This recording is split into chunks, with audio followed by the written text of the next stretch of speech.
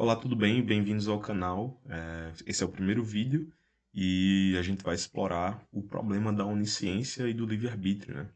É um problema clássico dentro da filosofia da religião e ele pode ser resumido numa pergunta bem simples. Como é possível, ou até mesmo será que é possível que a onisciência e o livre-arbítrio sejam compatíveis? Eles podem coexistir? Afinal, se Deus já sabe tudo que a gente sabe vai fazer no futuro, e o livre-arbítrio aparentemente precisa que a gente possa escolher caminhos diferentes, como é que a gente pode fazer algo diferente daquilo que Deus já sabia que a gente ia fazer? Então, nesse vídeo, a gente vai explorar é, esse problema e suas possíveis soluções, basicamente. Aqui é um pequeno roteiro do que a gente vai fazer ao longo de todo o vídeo. Primeiro, vou expor os conceitos importantes para a gente saber mais ou menos o que está em jogo aqui. Depois vou expor um argumento de maneira formal, com todas as premissas certinhas. Depois vou oferecer a defesa das premissas, né? Os motivos pelos quais a gente devia aceitar as premissas. No quarto momento do vídeo, que certamente vai ser o mais longo, eu vou falar das objeções, as objeções mais comuns assim ao argumento, que, enfim, como eu já disse, vai ser a parte mais longa do vídeo. Por último, vou mostrar as posições incompatibilistas, que algumas poucas, na verdade, né? E já já a gente vê exatamente o que isso significa. E por último, o vídeo acaba, a conclusão, né? E é isso, vamos direto para os conceitos importantes. O primeiro conceito, obviamente, é o de livre-arbítrio. O conceito de livre-arbítrio em filosofia é um termo meio confuso, assim, tem muitas definições diferentes do que é, muitos autores utilizam o termo com várias concepções diferentes, mas o termo livre-arbítrio aqui nesse vídeo vai ser usado para significar o que se chama de leeway freedom, ou liberdade de alternativas, que é basicamente o poder de escolher entre diferentes cursos de ação que estão genuinamente disponíveis a você. Então, fazendo uma espécie de analogia, assim, você se imagine numa bifurcação, assim. E essas bifurcações, elas não têm nenhum tipo de obstáculo, você literalmente pode ir para qualquer um desses caminhos. Eles estão genuinamente disponíveis a você. O livre-arbítrio é algo mais ou menos assim. Você pode tomar certos cursos de ação, você pode agir de maneiras diferentes se você tem livre-arbítrio. É mais ou menos esse o sentido que a gente vai usar para esse vídeo. Outro termo que é também muito difícil de se analisar assim é o de onisciência, mas para fins desse vídeo, o termo onisciência vai ser usado desse seguinte modo aqui. Onisciência é conhecer todas as proposições verdadeiras conhecíveis e, ao mesmo tempo, não acreditar em nada que não seja verdadeiro. A definição formalzinha aqui é: S é onisciente se e somente se, para toda proposição P, se P é verdade e P é conhecível, então S sabe que P. E se P não é verdade, então S não acredita que P. Essa é a definição de onisciência que a gente vai usar para o vídeo de hoje. Essa parte aqui de ser conhecível é muito importante, porque talvez supostamente existam coisas que não sejam conhecíveis, e caso elas existam, elas não iriam negar a onisciência. Isso vai ser muito importante para uma das objeções, que a gente vai ver em diante. Seguindo para o outro conceito, é o de infalibilidade, que é a incapacidade de estar errado em suas crenças. Ou seja, quando a gente diz que Deus é infalível, a gente quer dizer que não acredita em nada falso. Ele nunca pode estar enganado. A definição formal aqui é: S é infalível se e somente se, necessariamente, para toda proposição P, se S acredita em P, então P é verdade. Ou, colocando de outro modo, é impossível que um sujeito S, se ele é infalível, né? É impossível que ele acredite em P e P não seja verdade. Essa é a definição de infalibilidade aqui. Por último, esses outros últimos conceitos que a gente vai ter aqui. O primeiro começando com onisciência essencial. A definição aqui é: S é essencialmente onisciente se e somente se, necessariamente, se S existe, então S é onisciente. Ou seja, o ponto aqui é que é impossível que um ser que é essencialmente onisciente exista sem ser onisciente. É bem simples, é uma propriedade essencial. E algo muito importante também de lembrar é que todo ser essencialmente onisciente é infalível. Porque se ele não pode não ser onisciente, ele também não pode acreditar em coisas que não sejam verdadeiras. Então, isso é justamente a definição de infalibilidade, né? Então, a infalibilidade se segue da onisciência essencial. Depois, um conceito bem simples aqui, é um dos relativamente mais simples de hoje, que é o de presciência, que é saber proposições acerca do futuro. Eu não coloquei uma definição muito formal disso, é bem intuitivo o que significa presciência. E por último, esses dois conceitos que são bastante relacionados, que é o incompatibilismo teológico, que é a tese segundo a qual a onisciência divina e o livre-arbítrio são incompatíveis, ou seja, não podem coexistir, ambos não podem ser verdadeiros ao mesmo tempo. E o compatibilismo teológico é justamente o contrário, é a tese de que eles são compatíveis, eles podem coexistir. Então, esses foram os conceitos importantes para a gente entender o argumento e vamos agora, em seguida, ver se, de fato, existem bons motivos para a gente achar que esses conceitos são incompatíveis ou não.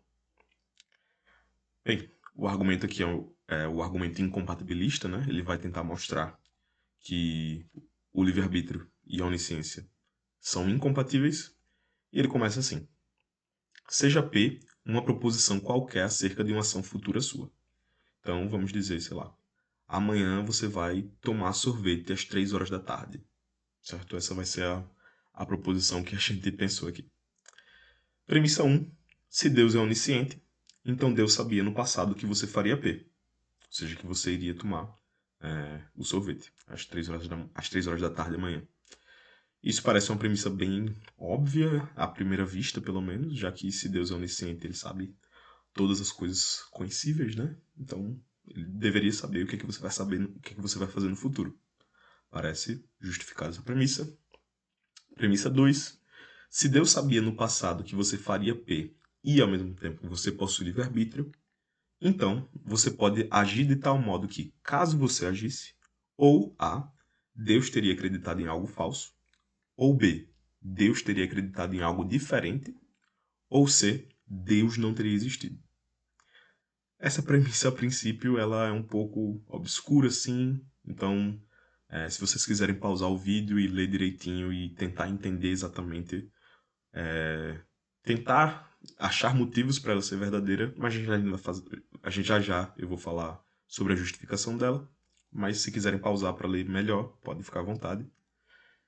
Premissa 3, mas você não pode agir de nenhum desses modos aqui, A, B ou C. Então se segue, portanto, ou Deus não é onisciente, ou você não possui livre-arbítrio de 1, 2 e 3. Então, o argumento parece ser válido.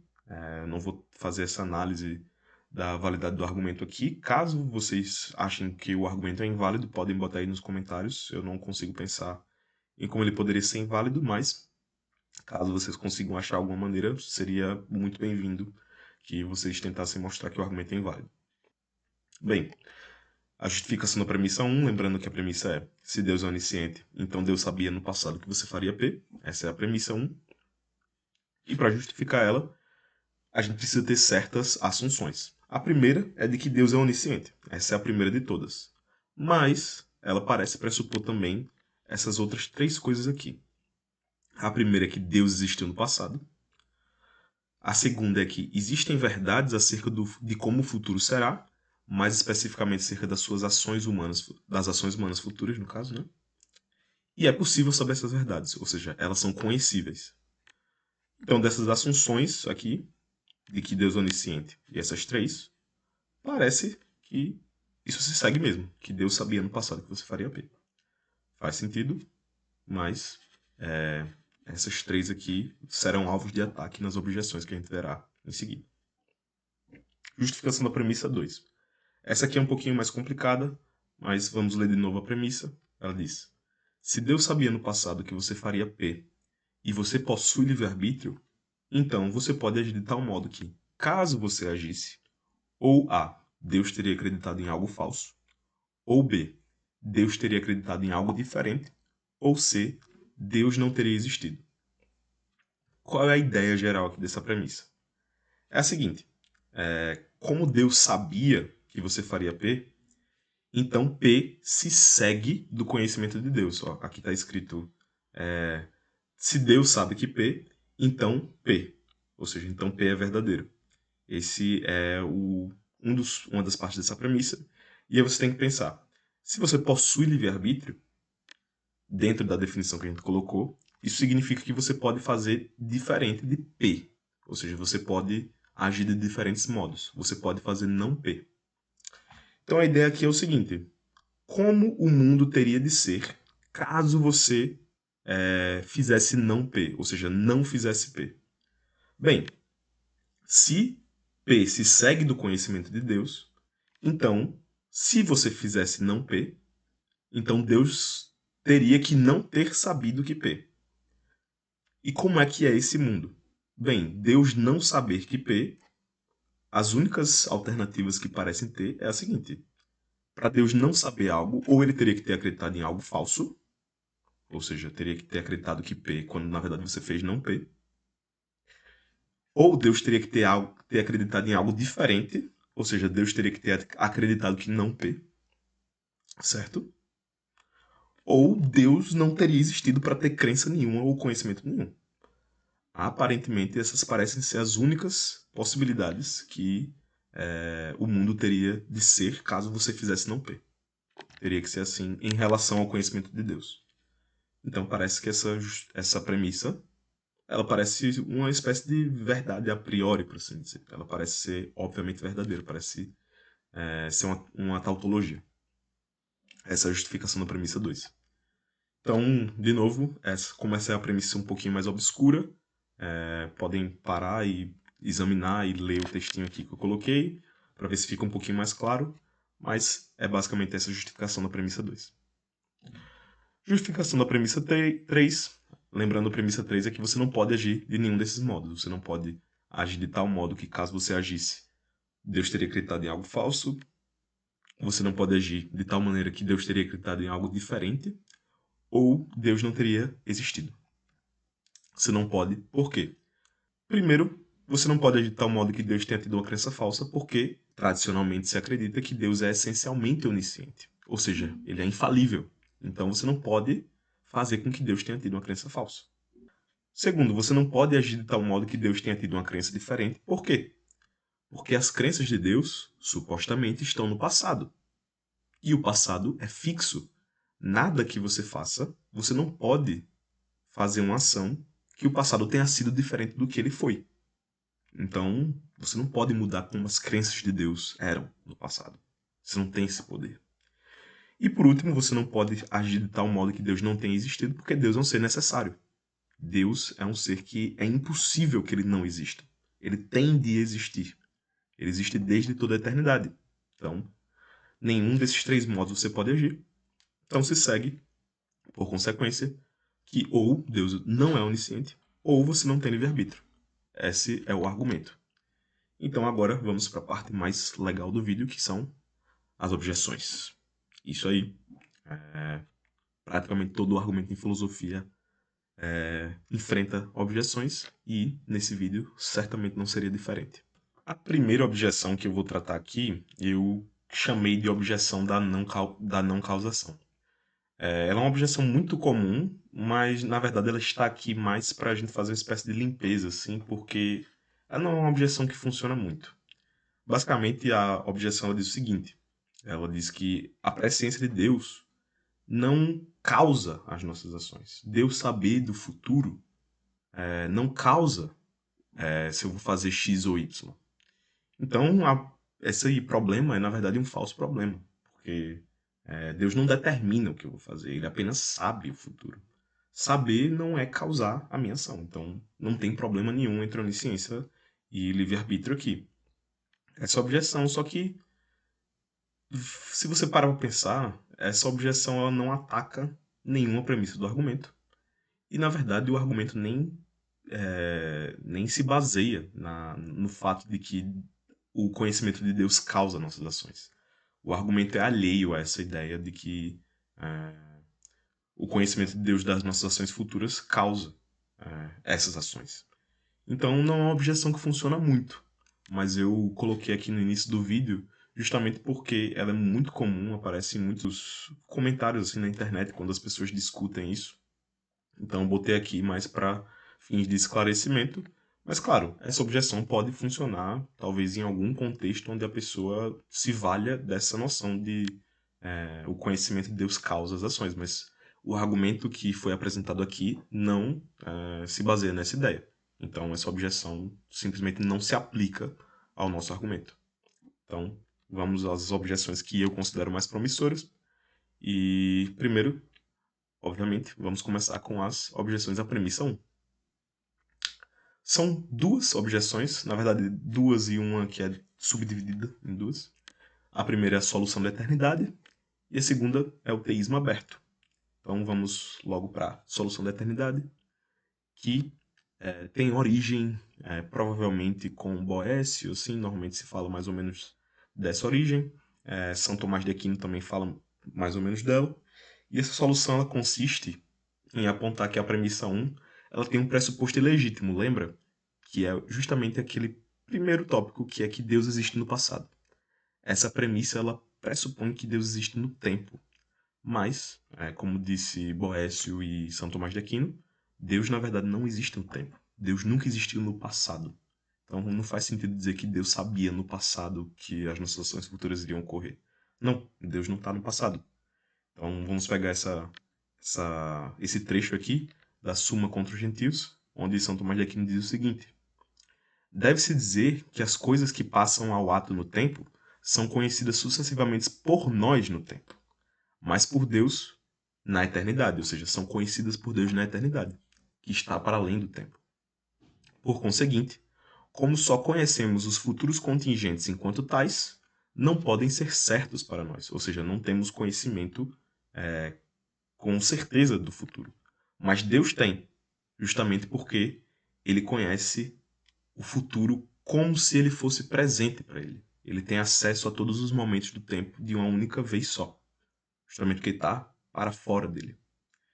Então, como essa primeira premissa ela tem esse pressuposto ilegítimo, que alguns teístas considerariam ilegítimo, então o argumento simplesmente não se aplica ao Deus que é acreditado nesse teísmo tradicional. No entanto, essa objeção parece ter um problema, que é basicamente o seguinte: o argumento ele só pode ser reformulado. A gente pode reformular o argumento de modo a encaixar um Deus que está na eternidade. Então, ó, se você for parar para ler aqui certinho, a primeira premissa é só você trocar Deus existia no passado para Deus existir, sabe, alguma coisa na eternidade. Você vai mudar uma coisa aqui meio verbal, assim, tal, de não colocar os verbos no passado, mas o argumento mais ou menos permanece o mesmo. Então, você consegue reformular o argumento e você também tem uma espécie de justificativa bem parecida aqui na premissa 2, que antes a gente estava justificando que algumas coisas não poderiam acontecer porque Deus estava no passado, mas exatamente aqui na premissa B, você não pode mudar as crenças de Deus no passado porque o passado é fixo, mas parece que o reino atemporal é tão fixo quanto o passado, pelo menos um pouco. Enfim, ele parece tão fixo quanto o passado justamente porque ele não tem tempo, não tem movimento, não tem dinamismo. Então, você não tem poder algum de fazer algo que o reino eterno seja diferente do que ele é, né? Então, a gente parece ter um argumento tão bom quanto o argumento anterior e que se aplica a um Deus eterno. Então, parece que essa solução, a princípio, não funciona tão bem. No entanto, obviamente aqui é filosofia e tem respostas para esse argumento também. Existem meio que uma mistura de uma outra objeção, que a gente vai falar mais adiante, mas que seria, por exemplo, misturar a solução da eternidade com a solução da dependência, que a gente vai falar mais tarde. Mas é isso, essa é a solução da eternidade. Digam aí se vocês acham que se ela funciona ou não. E, enfim, vamos seguir para o teísmo aberto. O teísmo aberto, no contexto que a gente está conversando aqui, que é o do argumento, ele é uma série de posições, e a ideia comum dessas posições é que Deus, por algum motivo, ele não é presciente a respeito das nossas ações futuras livres. Ou seja, Deus não sabe como serão as nossas ações futuras livres. E aí você pergunta, pô, mas como é que Deus pode ser onisciente se ele não sabe como serão nossas ações livres? Então, esse por algum motivo é muito importante para a gente ver isso. E esse por algum motivo é o que dá origem justamente os diferentes tipos de teísmo aberto. E os dois que eu vou explorar aqui é o teísmo aberto de futuro aberto e o teísmo aberto de presciência limitada. Então, o teísmo de futuro aberto, basicamente, ele nega que as proposições acerca do futuro sejam verdadeiras, mas não é não é qualquer proposição. São as proposições contingentes acerca do futuro. Ele diz que nenhuma dessas proposições é verdadeira. E esse movimento ele pode se dar de duas maneiras. A primeira maneira é a solução aristotélica, que é negar o princípio da bivalência.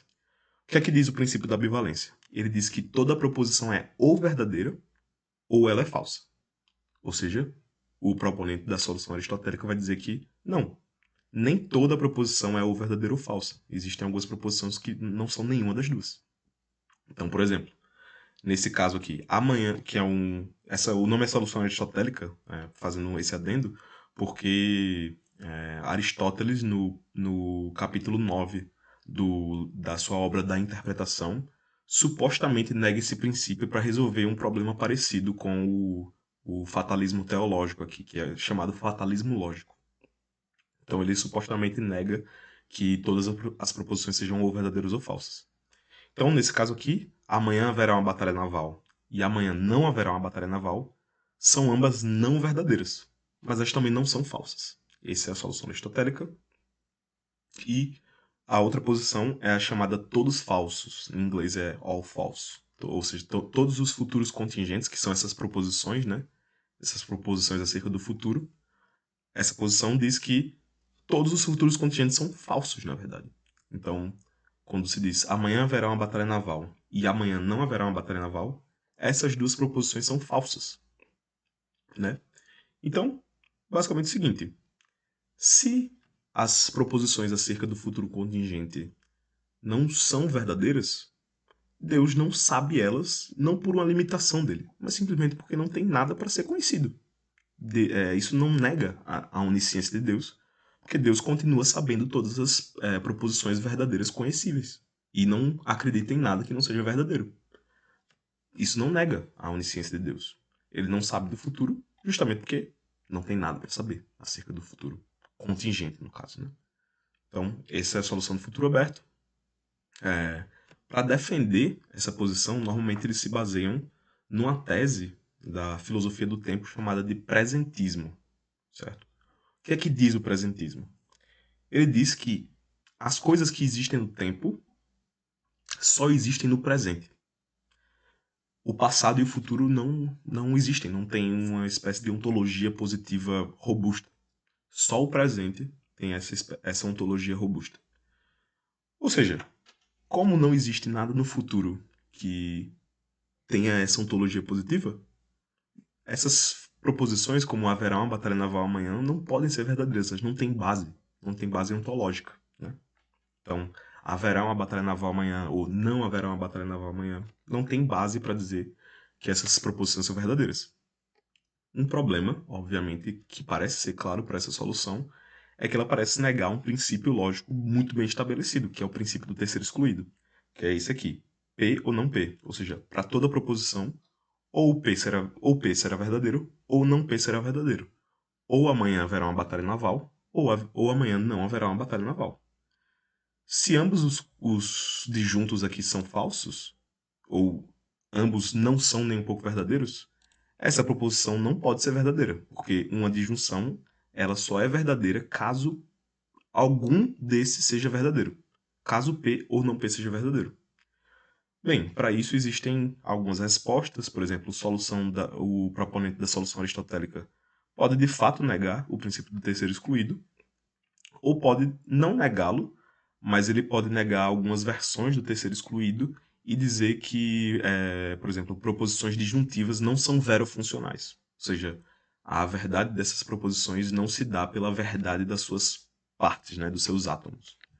E o proponente do todos falsos, ele pode dizer que, na verdade, proposições como haverá uma batalha naval amanhã e não haverá uma batalha naval amanhã, na verdade, é uma aparência de contradição, mas na verdade elas não são duas proposições contraditórias. Na verdade, elas são duas proposições contrárias, ou seja, elas podem ser falsas ao mesmo tempo. Então, existem diferentes tipos de desenvolvimento para essa resposta, e eu vou deixar na descrição caso vocês queiram se aprofundar nisso. Bem, a outra objeção de teísmo aberto que a gente vai ver é a de presciência limitada, que basicamente ela diz que as verdades contingentes acerca do futuro, acerca das nossas ações livres, elas são impossíveis de saber. Ou seja, elas não são conhecíveis. E, portanto, Deus não as sabe. Deus não deixa de ser onisciente, uma vez que a onisciência envolve possuir conhecimento de todas as proposições verdadeiras possíveis de serem conhecidas. Ou seja, todas as proposições conhecíveis. Como essas proposições não são conhecíveis, então Deus não sabe delas e continua sendo onisciente. Continua. Essa solução não contradiz a onisciência de Deus, justamente porque essas verdades não são conhecíveis. Então, para você dar certo motivo para essa visão, você pode citar, por exemplo, versos da Bíblia, alguns deles tentam fazer isso. Então, por exemplo, aqui em Gênesis capítulo 6, versículos 5 e 6, diz o seguinte: Deus, vendo que era grande a malícia dos homens sobre a terra, e que todos os pensamentos do seu coração estavam continuamente aplicados ao mal, arrependeu-se de ter feito o homem sobre a terra. Então, quando ele fala que arrependeu-se, como é que uma pessoa se arrepende, mesmo que tenha sabido como o futuro teria sido?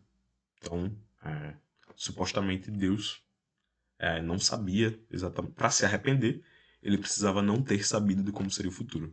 Obviamente existem 1001 problemas e tem interpretação de verbo e etc. Mas são um possível modo de defesa, por assim dizer. Outro possível modo de defesa é dizer que, como as ações são livres, elas são causalmente indeterminadas. Ou seja, Deus, mesmo conhecendo como a realidade é, de maneira completa, então num certo tempo lá, Deus sabe como a realidade está de maneira exaustiva, como a ação livre é causalmente indeterminada, ou seja, essa situação da realidade completa é compatível tanto com uma ação quanto com outra ação diferente dessa, Deus não tem recursos epistêmicos suficientes para saber qual dos dois resultados será atualizado. Simplesmente não tem como saber porque é causalmente indeterminado. Você não tem recurso para saber qual será o resultado da ação livre da pessoa.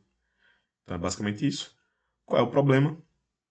Um dos problemas, pelo menos, né?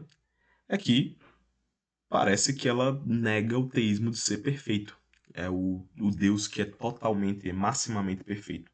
Ele não falta nada. Como é que um Deus que não sabe algumas verdades que existem pode ser maximamente perfeito?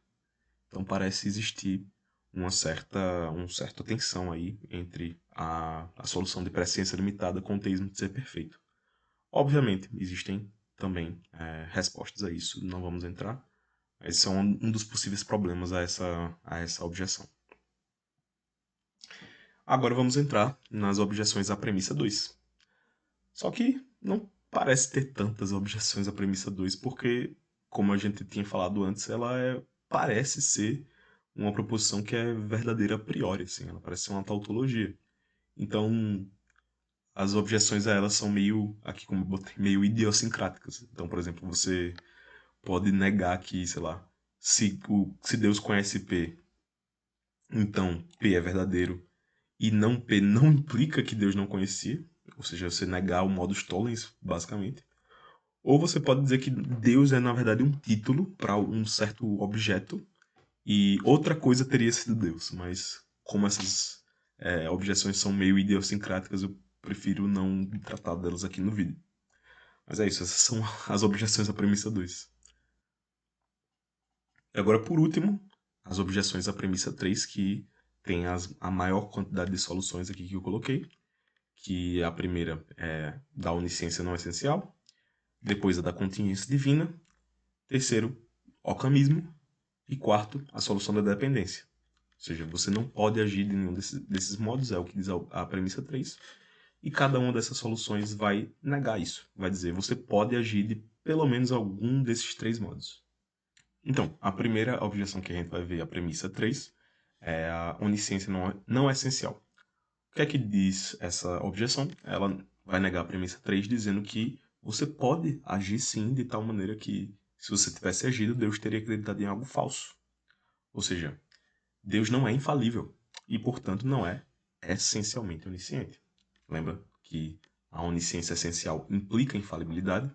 Se Deus não é infalível, então ele não é onisciente essencialmente, certo? Então, ele não é... A onisciência não é um atributo essencial de Deus, nessa objeção, no caso, né? Então, a primeira coisa que salta os olhos para todo mundo é que essa objeção é muito heterodoxa, em certo sentido, né? Se afasta bastante do teísmo tradicional, que diz que a onisciência é um atributo essencial de Deus. Ele não pode não ter sido onisciente. Então, ele não pode não ter sido infalível. Ou seja, é bem diferente do que, de fato, é pregado tradicionalmente. Mas, aparentemente, essa objeção, de fato, compatibiliza a onisciência com o livre-arbítrio. É só Deus não ser infalível. E ser onisciente de maneira só acidental. Ou seja, comprometimentos nem um pouco custosos, né? Mas cada um, né, pô? Às vezes tem gente que acredita nessas coisas. Então, ainda que seja meio heterodoxo, assim, parece compatibilizar. Só que a custos aparentemente altos em relação ao teísmo tradicional, no caso, né? A segunda objeção é também nessa veia heterodoxa que diz que Deus é contingente. Ou seja, você pode fazer algo que caso você não fizesse, que caso você fizesse, no caso, na verdade, Deus não teria existido. E, da mesma maneira, muito heterodoxa essa posição. E, mas também há esse custo, né? Compatibiliza a onisciência e livre-arbítrio. É só você negar que Deus é necessário. Então, pelo menos no contexto desse argumento. Essas duas objeções são as mais heterodoxas. As outras duas elas são um pouco mais tradicionais. Então vamos a elas agora. Bem, então, começando agora com as nossas objeções um pouco mais tradicionais, a gente começa com o ocamismo, né? E, claramente, obviamente, o ocamismo ele tem origem com o filósofo inglês Guilherme de Ockham. Ele era franciscano, se eu não me engano. E essa objeção tem como cerne negar a premissa 3, dizendo que você pode fazer sim uma ação que Deus teria tido uma crença diferente. E como é que o ocamismo faz isso, né? O ocamismo ele divide os fatos do passado em 2 tipos: os fatos passados rígidos e os fatos passados brandos. O que são os fatos passados rígidos? São os fatos a respeito dos eventos passados, né? Só que esses fatos são estritamente a respeito do passado. Eles são somente a respeito do passado. Então, um possível exemplo disso é, por exemplo, ontem eu tomei sorvete de morango. O que esse fato fala a respeito de outros tempos? Nenhum, não fala, aparentemente não fala nada, né? Ele só fala sobre um evento passado e acabou, e fica por aí. É estritamente sobre o passado. Isso é um fato passado rígido. No entanto, um fato passado brando, né, os fatos passados brandos, são fatos a respeito do passado, mas que são, em parte, a respeito do futuro. Ou seja, é um fato que é a respeito de um outro tempo, que não é só a respeito do passado. O exemplo aqui seria: ontem eu disse que serei presidente do Brasil em outubro de 2026.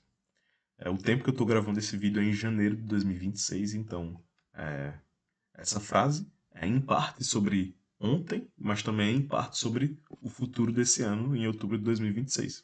Então esse seria uma espécie de fato passado branco, que eu disse ontem, mas que serei, que é no futuro. Essa distinção entre fatos passados rígidos e fatos passados brandos parece ter uma certa relevância. Por quê? Essa distinção permite com que o alquimista negue que o passado é totalmente fixo. Ora, se existem certos tipos de fatos no passado que não envolvem somente o passado, mas envolvem também as nossas ações futuras, são fatos brandos a respeito do passado, mas que são sobre as nossas ações futuras, então isso aparenta nos permitir poder agir de uma tal maneira que esse passado pode ser diferente, já que ele não parece ser totalmente fixo, já que ele tem uma certa relação com ações futuras. Assim, as crenças de Deus, elas não são fatos rígidos sobre o passado, elas são fatos brandos sobre o passado. As crenças de Deus sobre as nossas ações futuras, obviamente, não são estritamente sobre o passado, mas também falam do futuro. E, portanto, a gente tem esse poder de agir de tal maneira que esse fato tenha sido diferente do que foi, de fato. Então, essa é a solução alquimista. Nega a premissa 3, dizendo que a gente tem certo poder de agir de tal modo que o passado tenha sido diferente, sim. Ou seja, premissa 3 para o alquimista é falsa. No entanto, o alquimismo tem um problema que é muito recorrente nessa tradição, que é tentar definir exatamente o que significa ser estritamente sobre o passado. O que é exatamente um fato rígido sobre o passado? O que significa essa relação de ser estritamente sobre o passado? Então, por exemplo, uma tentativa de explicar o que é um fato rígido sobre o passado usa implicação. Então, a definição de fato rígido aqui, usando implicação, é o seguinte. P, um fato P, né, é estritamente sobre o passado somente se P não implica qualquer evento relativo a outros tempos que não seja o passado. Essa é a definição de fato rígido nessa interpretação de implicação. No entanto, essa análise dos fatos rígidos sobre o passado parecem ter problemas. Então vamos pegar o exemplo de novo que eu dei anteriormente do sorvete de morango, né? Ontem eu tomei sorvete de morango.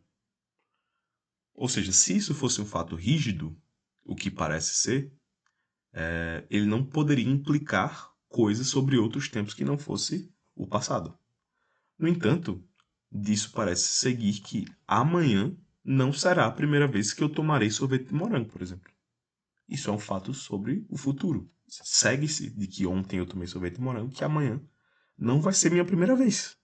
Então, esse fato não é estritamente sobre o passado nesse sentido de implicação.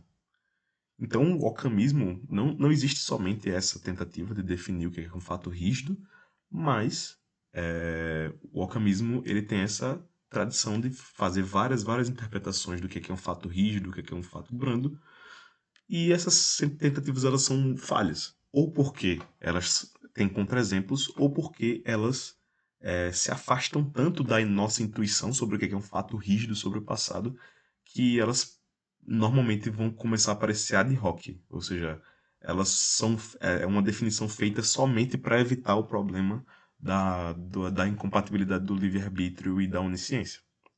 Então, essa é uma tentativa do alquimismo, mas ela, enfim, parece enfrentar problemas, mas de fato existem tentativas melhores dos alquimistas, principalmente com a solução que a gente vai ver depois, que está muito relacionada com o alquimismo, que é a solução da dependência. Certo? A solução da dependência, ela parece ter sua origem, né, seus germes aqui que eu coloquei, com Orígenes de Alexandria, que foi um pai da igreja. Eu acho que ele é considerado pai da igreja, né? E no comentário Epístola aos Romanos ele escreve bem assim: mesmo que concebamos a presciência segundo o entendimento vulgar, não será porque Deus sabe que um acontecimento ocorrerá que ele ocorre.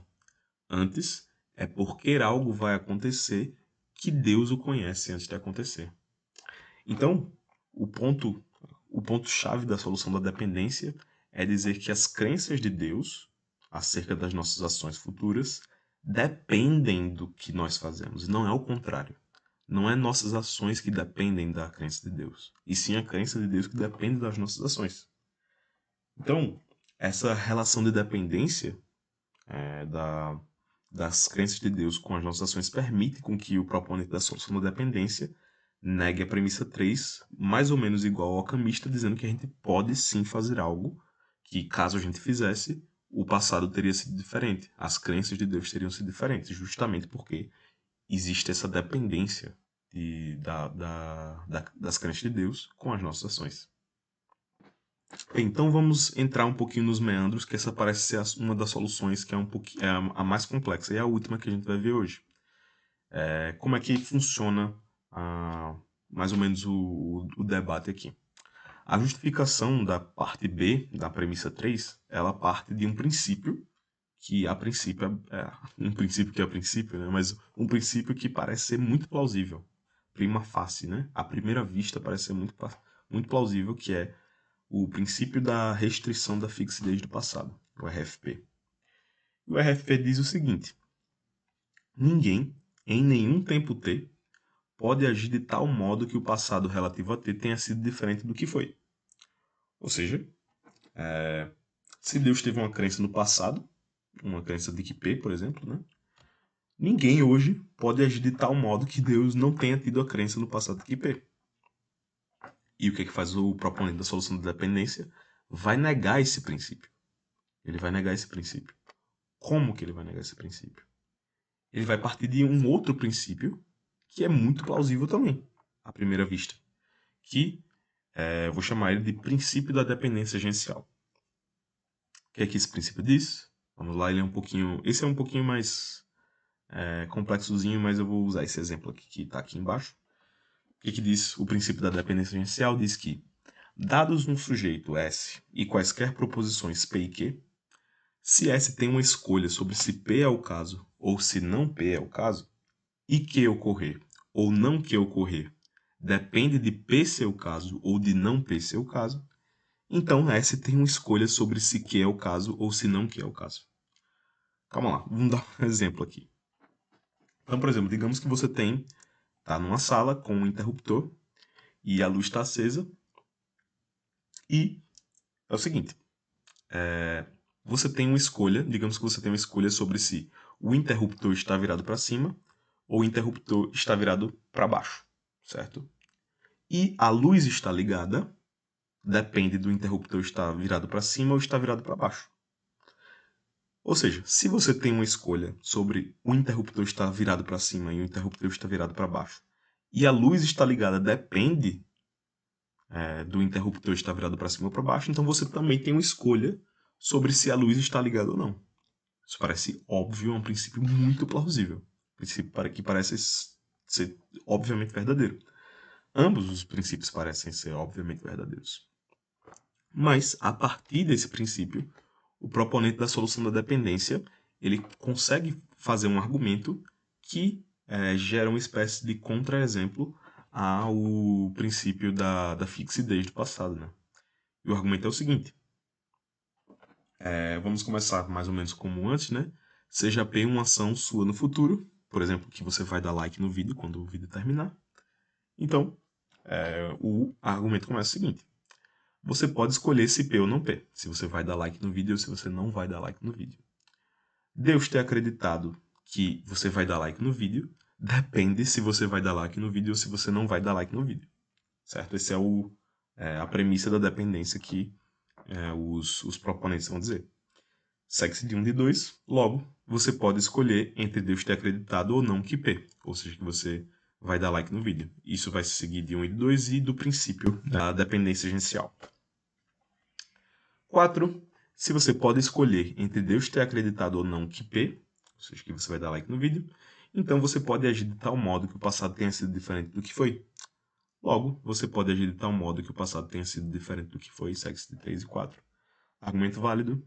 Então, isso aqui é um contra-exemplo, uma espécie de argumento contra o princípio da fixidez do passado. Né? No entanto, isso tem alguns problemas. Qual é o primeiro problema do argumento? É que o argumento parece cometer uma petição de princípio. Pelo menos dentro do contexto dialético que a gente está falando, no contexto desse argumento. Por quê? Porque na premissa 1, o defensor da solução da dependência ele tem que dizer que você tem uma certa escolha entre, por exemplo, você vai dar like no vídeo ou você não vai dar like no vídeo. Porém, no contexto do nosso diálogo, da nossa argumentação, a questão de se você tem esse livre-arbítrio não é justamente o que está em questão. Se a gente consegue ter livre-arbítrio se Deus sabe o que a gente vai fazer no futuro. Ou seja, você não pode simplesmente assumir no curso de um argumento contra a incompatibilidade do livre-arbítrio e da onisciência, simplesmente assumindo que você tem livre-arbítrio para escolher o que você quiser. Você não pode simplesmente fazer isso. Então parece que a solução da dependência comete uma petição do princípio. Ela assume aquilo que ela teria de provar, né? Ou pelo menos teria de compatibilizar. O outro problema, ele tem dois aspectos. Em primeiro, você tem que estabelecer qual é o tipo de dependência que é o relevante aqui dentro do contexto. Existem vários tipos de dependência. Dependência modal, dependência contrafactual, dependência causal, etc. E em segundo lugar, você tem que mostrar que as crenças de Deus possuem esse tipo de dependência com as ações humanas futuras. Então, além do desafio de cometer a petição do princípio, você tem que também justificar esses dois tipos de coisa para funcionar. Bem, então tem um filósofo chamado Ryan Wasserman, que ele publicou um artigo chamado Freedom for Knowledge and Dependence, e ele vai analisar 5 candidatos possíveis de dependência que podem ser utilizados pelo proponente da solução da dependência. São esses aqui: dependência modal, dependência contrafactual, metafísica, lógica e causal. Certo? E lá no artigo ele diz que essas 4 primeiras não funcionam. Essas 4 têm problemas, e a única que faria sentido é a dependência causal. Então, mas nesse vídeo eu não vou analisar todas, claro, eu só vou analisar a dependência contrafactual e causal e mostrar os possíveis problemas que podem ocorrer com elas. Então, a princípio, pelo menos, nós já cumprimos a parte A, que é ver quais são os tipos de dependência relevantes, e agora vamos ver se faz sentido que Deus tenha esse tipo de dependência com as nossas ações. Vamos ver primeiro a dependência contrafactual. O que é que significa depender contrafactualmente de algo? Então vamos à definição. P depende contrafactualmente de Q, se e somente se Q não tivesse sido o caso, então P não teria sido o caso. Então, por exemplo, sei lá, se Platão não tivesse nascido, então Aristóteles não teria sido discípulo dele. Aristóteles ser discípulo de Platão depende contrafactualmente de Platão ter nascido. Então, esse é o tipo de dependência. Agora, o seguinte, essa dependência contrafactual enfrenta um problema que é o chamado problema da assimetria. Então, o seguinte, na solução da dependência, as crenças de Deus elas dependem das ações humanas, mas as ações humanas não dependem das crenças de Deus para acontecer. Porém, lembra, no teísmo tradicional, Deus é essencialmente onisciente, ou seja, segue-se que Deus é infalível. Ok? Então, se Deus não tivesse acreditado em alguma coisa, por exemplo, não tivesse acreditado que eu iria tomar café amanhã, às 3 da tarde, então eu não iria tomar café da manhã às 3 da tarde. Ou seja, parece que a minha ação depende contrafactualmente, sim, das crenças de Deus. Ou seja, a dependência contrafactual não consegue ser assimétrica quando aplicada às crenças de Deus, já que Deus é infalível e, portanto, as crenças dele implicam as nossas ações. O outro tipo de dependência que a gente vai ver aqui é a dependência causal, que ela é a mais simples, na verdade. Então, a definição é: P depende causalmente de Q, se e somente se Q causa P. Então, por exemplo, sei lá, se fazer exercício físico causa o crescimento dos músculos do meu corpo, isso significa que o crescimento dos músculos do meu corpo depende causalmente do exercício. Porém, as duas preocupações dentro do contexto da onisciência, quando aplicados aqui a esse tipo de dependência às crenças de Deus, os dois principais aqui pelo menos, o interacionismo, que é explicar como é que é possível que as causas materiais, ou seja, as nossas ações materiais, tenham efeitos não materiais, ou seja, causar crenças imateriais em Deus. Como é que isso é possível? Como é que isso pode acontecer? E o outro problema é a ideia de retrocausação, ou causação ao contrário, que é o seguinte, basicamente, na metafísica da causação, entende-se que uma causa ela é sempre anterior temporalmente ao seu efeito. Então, só que na retrocausação, existe uma causa que é posterior ao efeito. Então, por exemplo, sei lá, imagina que caiu uma garrafa aqui, só que a causa da garrafa cair tá no futuro. E parece que retrocausação é um negócio impossível, né? Você não pode ter uma causa que vem depois do efeito. As causas sempre são anteriores aos efeitos. Então, parece que ambos esses tipos de dependência enfrentam problemas aparentemente graves, mas quase sempre tem respostas a esses problemas. Então, é isso. Essas são as objeções compatibilistas, né, que tentam compatibilizar as coisas. E agora vamos passar para a seção das posições incompatibilistas. Bem, como a gente viu, o incompatibilista teológico é aquele que aceita o argumento. De fato, Deus não pode ser onisciente ao mesmo tempo que nós temos livre-arbítrio. Então, o incompatibilista acha que pelo menos um desses é falso. Então, tem uma versão do teísmo aberto que se chama ignorância voluntária, que ela diz que Deus simplesmente, voluntariamente abre mão da sua onisciência para preservar a nossa liberdade. Ou seja, existem verdades sobre as nossas ações futuras, contingentes, e Deus poderia conhecê-las. Mas ele escolhe não conhecê-las para preservar a nossa liberdade. Então Deus deixa de ser onisciente. Essa é uma posição possível. E a outra posição, ela preserva a onisciência de Deus, só que ela nega a noção de livre-arbítrio que envolve possibilidades alternativas. Ou seja, endossa-se uma noção de livre-arbítrio que não tem possibilidades alternativas. Então, por exemplo, você tem os compatibilistas clássicos, e aqui compatibilista não entenda compatibilista teológico, um compatibilista em relação ao livre-arbítrio e determinismo. Então, por exemplo, esses compatibilistas clássicos defendiam que o livre-arbítrio era somente a capacidade de fazer o que se deseja sem ter nenhum impedimento na sua frente. Essa definição de livre-arbítrio ela parece ser compatível com não ter possibilidades alternativas. Desde que você faça o que você está desejando e você não tenha nenhum tipo de obstáculo na sua frente, você seria livre. Então, basicamente é isso, gente. Esse foi o vídeo. Eu espero que vocês tenham gostado. Caso tenham outra objeção que vocês acham possível, deixem aí nos comentários. Caso o argumento tenha sido inválido na opinião de vocês. Caso tenham alguma dúvida, também podem deixar aí nos comentários. E é isso. Espero que vocês tenham gostado. Tchau, tchau.